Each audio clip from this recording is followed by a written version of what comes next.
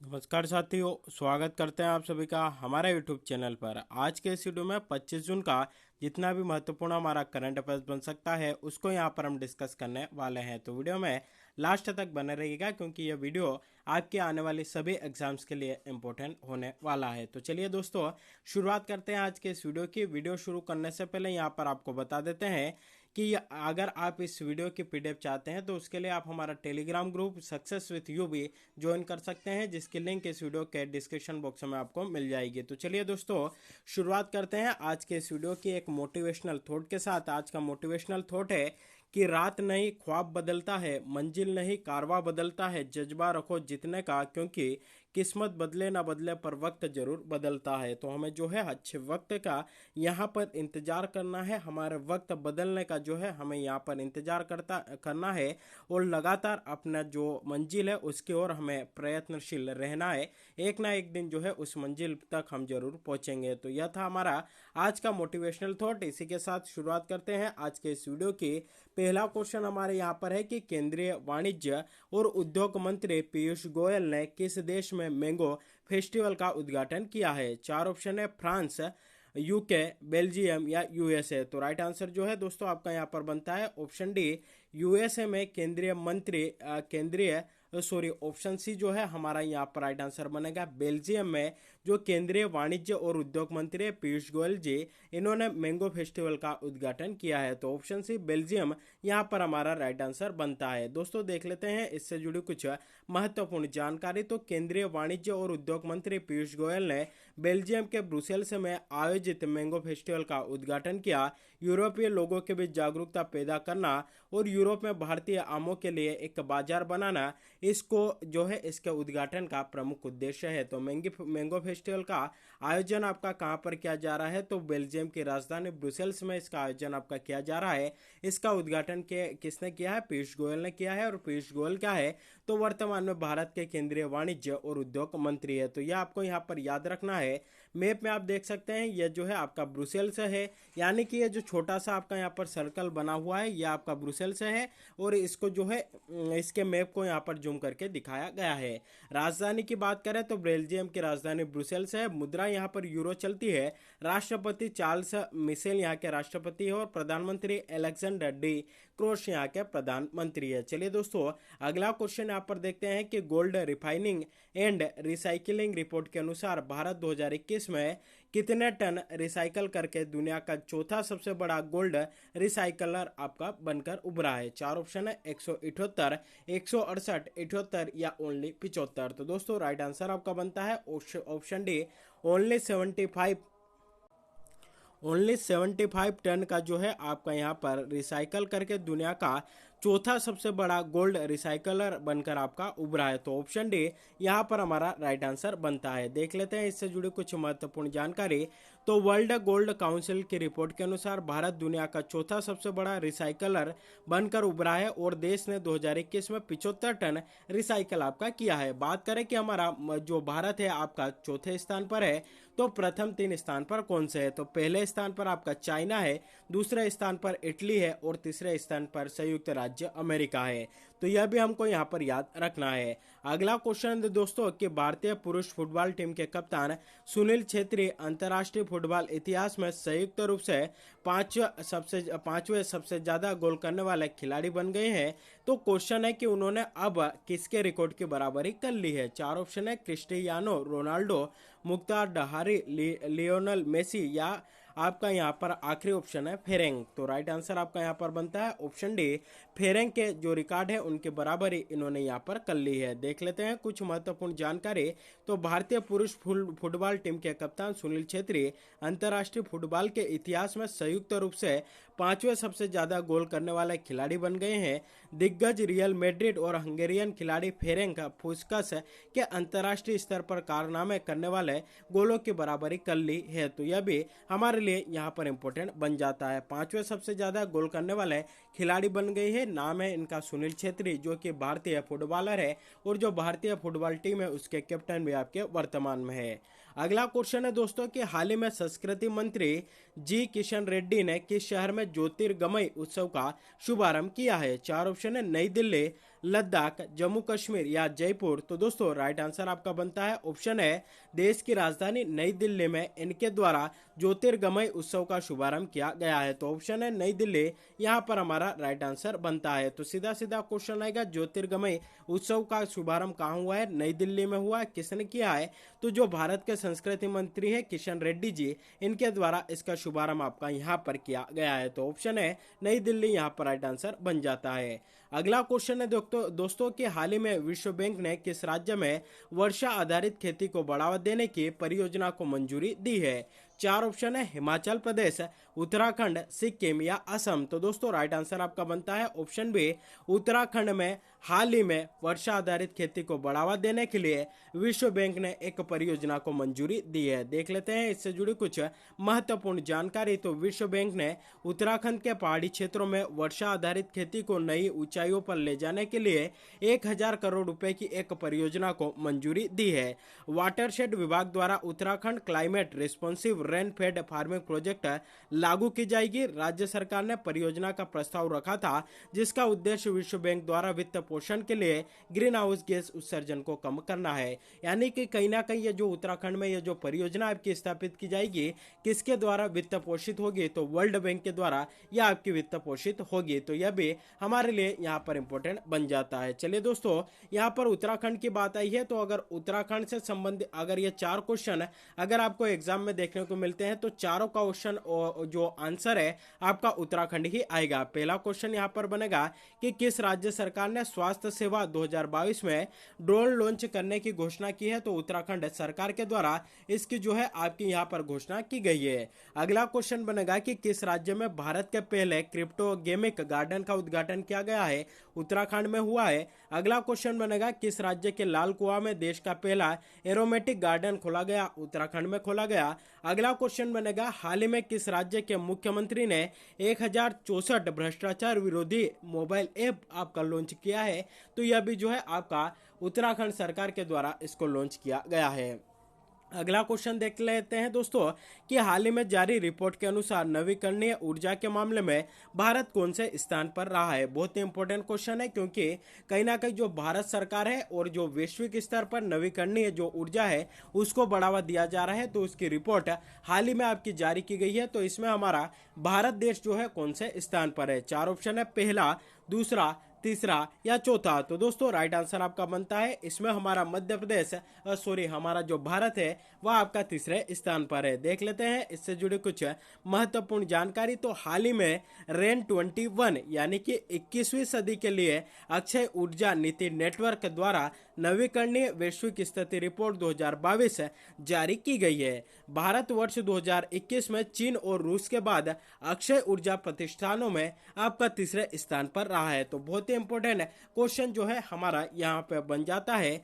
नई सौर फोटोलिक क्षमता के लिए भारत एशिया का दूसरा और विश्व में तीसरा सबसे बड़ा बाजार है। तो सीधा सीधा क्वेश्चन आएगा कि हाल ही में जारी रिपोर्ट के अनुसार नवीकरणीय ऊर्जा या अक्षय ऊर्जा के मामले में भारत आपका कौन से स्थान पर है? राइट आंसर आपका बनेगा हमारा जो भारत है इसमें आपका तीसरे स्थान पर है। ऑप्शन सी यहाँ पर हमारा राइट आंसर बन जाता है। चलिए दोस्तों, साथ ही यहाँ पर जो है हाल ही में कुछ सूचकांक आए हैं जिसमें कि हमारा भारत कौन से स्थान पर रहा है उनको यहाँ पर हम डिस्कस कर लेते हैं, क्योंकि सूचकांकों से संबंधित जो आपके क्वेश्चंस होते हैं हर एक एग्जाम में आपके पूछे जाते हैं। तो बात करें कि विश्व प्रेस स्वतंत्रता सूचकांक 2022 में हमारा भारत कौन से स्थान पर है? तो भारत आपका 150वें स्थान पर है। विश्व प्रेस स्वतंत्रता दिवस आपका कब मनाते हैं? तो प्रतिवर्ष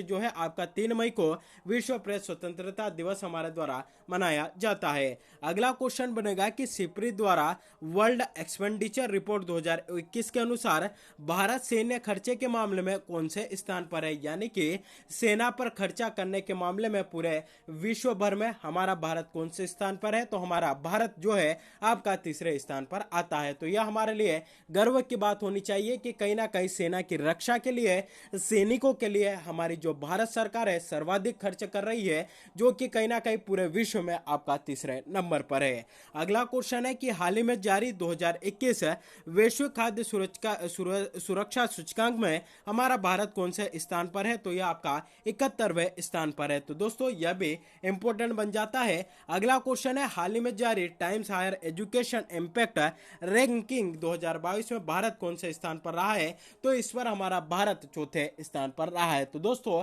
यह भी हमारे लिए यहाँ पर इंपॉर्टेंट बन जाता है। अगला क्वेश्चन देखते हैं कि हाल ही में प्रधानमंत्री नरेंद्र मोदी ने किस शहर में मस्तिष्क अनुसंधान केंद्र का उद्घाटन किया है? चार ऑप्शन है, मुंबई, दिल्ली, कोलकाता या बेंगलुरु। तो राइट आंसर आपका बनता है इनके द्वारा मस्तिष्क अनुसंधान केंद्र का उद्घाटन बेंगलुरु में किया गया। ऑप्शन डी यहाँ पर हमारा राइट आंसर बन जाता है। तो बेंगलुरु में मस्तिष्क अनुसंधान केंद्र का उद्घाटन हुआ है। किसने किया है? प्रधानमंत्री नरेंद्र मोदी ने किया है। बेंगलुरु आपका किस राज्य के अंतर्गत आता है? तो यह आपका कर्नाटक के अंतर्गत आता है। साथ ही दोस्तों हमारे भारत में जो है कुछ अनुसंधान केंद्र भी स्थित है जहां से कि क्वेश्चन अक्सर एग्जाम में पूछे जाते हैं, तो उनको भी यहां पर हम डिस्कस कर लेते हैं। बात करें भारतीय सर्वेक्षण संस्थान कहां पर स्थित है? देहरादून में स्थित है। भारतीय मौसम विज्ञान विभाग नई दिल्ली में स्थित है। भारतीय मौसम वेधशाला पुणे में स्थित है। केंद्रीय भवन निर्माण अनुसंधान संस्थान कहां पर है? आपका रुड़की उत्तराखंड में स्थित है।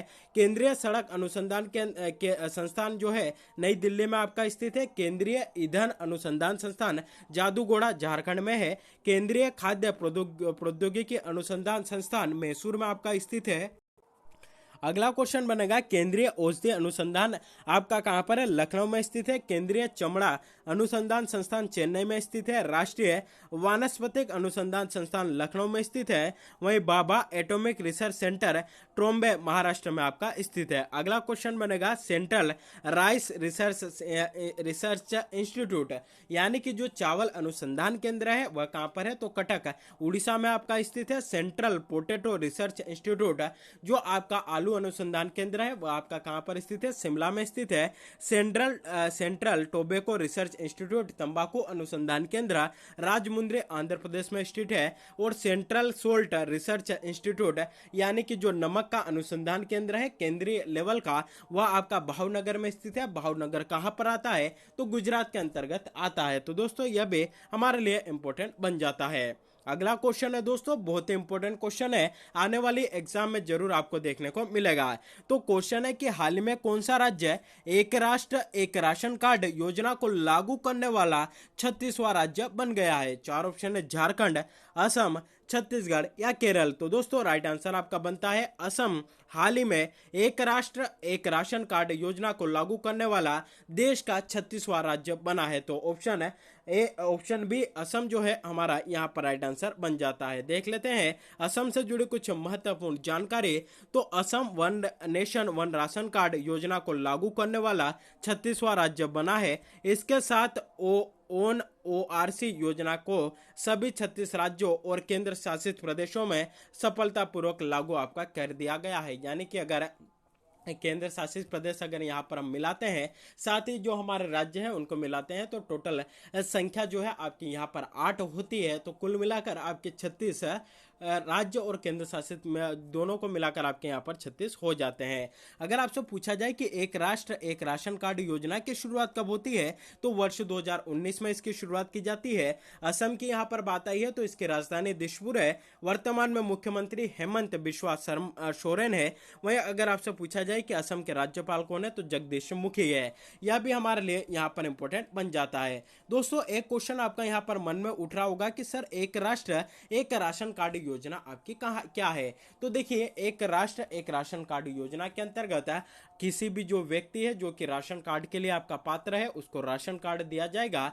तो वह भारत के किसी भी हिस्से में अपने हिस्से का जो खाद्यान्न जो कि आपकी उचित मूल्य की दुकान से मिलता है वह भारत के किसी भी कोने में हो किसी भी राज्य में हो, अगर उसके पास उसका राशन कार्ड है तो वह वहां से आपका राशन यहाँ पर ले सकेगा। यानी कि अगर वह व्यक्ति पलायन भी करता है तो पलायन के दौरान भी उसको जो है कोई समस्या यहाँ पर नहीं आएगी। इस प्रकार की योजना है एक राष्ट्र एक राशन कार्ड योजना। यानी कि पूरे राष्ट्र में सिर्फ आपका एक ही राशन कार्ड होगा। यानी कि कि अगर आप मध्य प्रदेश के हैं, उत्तर प्रदेश के हैं, छत्तीसगढ़ के हैं, अगर मध्य प्रदेश के हैं तो अगर आप छत्तीसगढ़ जाते हैं, छत्तीसगढ़ पलायन करते हैं तो वहां पर इस कार्ड के द्वारा आप अपना हिस्से का जो खाद्यान्न है वो ले सकते हैं। अगर आप गुजरात के हैं और अगर आप मध्य प्रदेश में पलायन करते हैं तो आप मध्य प्रदेश में इस कार्ड के माध्यम से, इस राशन कार्ड के माध्यम से अपने हिस्से का खाद्यान्न आप ले सकते हैं।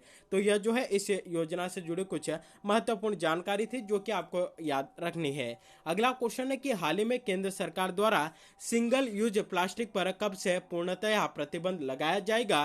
तो राइट आंसर आपका बनता है 1 जुलाई 2022 से केंद्र सरकार के द्वारा सिंगल यूज प्लास्टिक पर पूर्णतया प्रतिबंध आपका लगाया जाएगा। सिंगल यूज प्लास्टिक ऐसी प्लास्टिक होती है जिसका कि हम सिर्फ एक बार जो है यूज कर सकते हैं। तो यह कब से होगा? तो 1 जुलाई 2022 से जो है हमारे पूरे देश भर में लागू हो जाएगा। इसके बाद अगर कोई इस नियम का उल्लंघन करता है तो उसके द्वारा उसके ऊपर जो है कार्रवाई सरकार के द्वारा की जाएगी।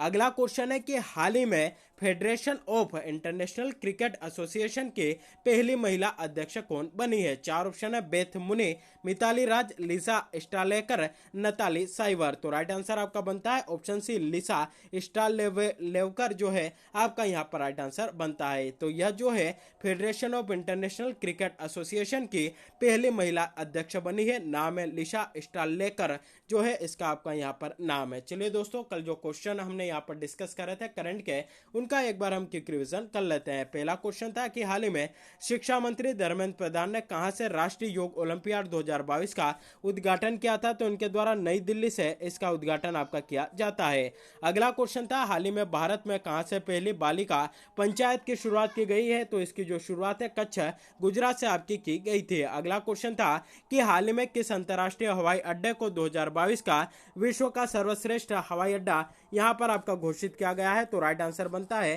अहमद अंतरराष्ट्रीय हवाई अड्डा जो कि आपका कतर दोहा में स्थित है। अगला क्वेश्चन दोस्तों देखते हैं कि हाल ही में हुई घोषणा के अनुसार निम्न में से कौन सा देश 2026 में फीफा विश्व के मेजबान देश में शामिल नहीं है? राइट आंसर आपका बनता है फ्रांस, इसके अंतर्गत आपका शामिल नहीं है। साथ ही दोस्तों यहाँ पर आपकी जानकारी के लिए बता दें कि अगर आप मध्य प्रदेश जिला सहायक ग्रेड 3 जो एग्जाम होती है, मध्य प्रदेश जिला न्यायालय सहायक ग्रेड 3 की जो एग्जाम होती है उसकी तैयारी कर रहे हैं या फिर स्टेनो मुख्य परीक्षा की तैयारी कर रहे हैं, तो आप सभी के लिए जो आपकी यहाँ पर डिक्टेशन होती है उसकी जो है शानदार पीडीएफ हमारे इस ऐप पर जो है उपलब्ध है। तो अगर आप उसके डिक्टेशन की जो पीडीएफ है वह चाहते हैं तो आप हमारा यह जो ऐप है सक्सेस विथ यू ऐप, इसको डाउनलोड कर सकते हैं। इसकी जो लिंक है इस वीडियो के डिस्क्रिप्शन बॉक्स में आपको मिल जाएगी। साथ ही अगर आप सीपीसीटी एग्जाम की तैयारी कर रहे हैं तो उसके लिए भी जो है संपूर्ण नोट्स हमारी ऐप पर उपलब्ध है। उससे संबंधित जो टेस्ट सीरीज है वह भी हमारी ऐप पर उपलब्ध है। तो अगर आप इन दोनों एग्जाम की तैयारी कर रहे हैं, अपनी सफलता सुनिश्चित करना चाहते हैं, तो आज ही सक्सेस विथ यू ऐप को डाउनलोड कर लीजिए। चलिए दोस्तों, अगला क्वेश्चन जो कि हमने कल देखा था कि हाल ही में खबरों में रहा गिया मिशन किस अंतरिक्ष एजेंसी से जुड़ा है? तो यूरोपीय अंतरिक्ष एजेंसी से यह आपका जुड़ा हुआ है। अगला क्वेश्चन था 14वें ब्रिक्स शिखर सम्मेलन की मेजबानी किस देश ने की है? तो इसकी जो मेजबानी है आपके चीन के द्वारा की गई थी। तो यह भी इंपॉर्टेंट बनता है। अगला क्वेश्चन है निम्नलिखित में से किसने गौतम अडानी की जीवनी लिखी है जिसका शीर्षक है Gautam Adani the man who changed India? तो राइट आंसर आपका बनता है RN भास्कर के द्वारा इसको आपका लिखा गया था।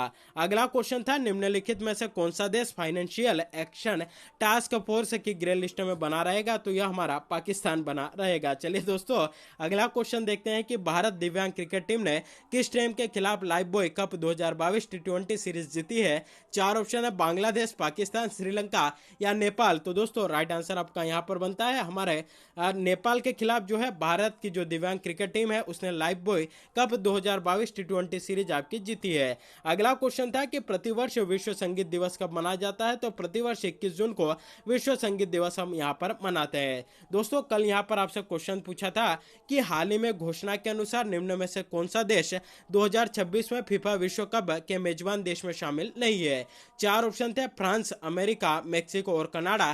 तो राइट आंसर आपका बनता है फ्रांस, इसका राइट आंसर बनता है। और इसका राइट आंसर यहाँ पर शर्मिला डुडुवे के द्वारा यहाँ पर जो है इसका राइट आंसर आपका दिया गया है। इन्होंने जो है ऑप्शन है फ्रांस यहाँ पर बताया है जो कि बिल्कुल राइट आंसर है। तो इसी प्रकार आप जो है हमें यहाँ पर कमेंट करके बताते जाइएगा ताकि जो है हमारा हमारा जो यहाँ पर मोटिवेशन है वह लगातार और दिनों दिन बढ़ता रहे। चलिए दोस्तों, आज का करंट अफेयर्स का क्वेश्चन जिसका जवाब आप सभी को हमें यहाँ पर कमेंट बॉक्स में कमेंट करके बताना है। क्वेश्चन है कि हाल ही में कौन सा राज्य एक राष्ट्र एक राशन कार्ड योजना को लागू करने वाला देश का 36वां राज्य बना है। चार ऑप्शन है, झारखंड, असम, छत्तीसगढ़ और केरल। तो राइट आंसर इसका जो भी बनता हो, जो भी सही जवाब हो, आप सभी को हमें यहाँ पर कमेंट करके बताना है। तो दोस्तों, यह था हमारे आज के मध्य प्रदेश के करंट अफेयर्स का सेशन। वीडियो अच्छा लगा हो तो वीडियो को अधिक से अधिक लोगों तक शेयर करिएगा, वीडियो को लाइक करिएगा। चैनल पर अगर आप पहली बार विजिट कर रहे हैं तो चैनल को सब्सक्राइब भी जरूर करिएगा, बेल नोटिफिकेशन को प्रेस करके रखिएगा ताकि जब भी वीडियो अपलोड हो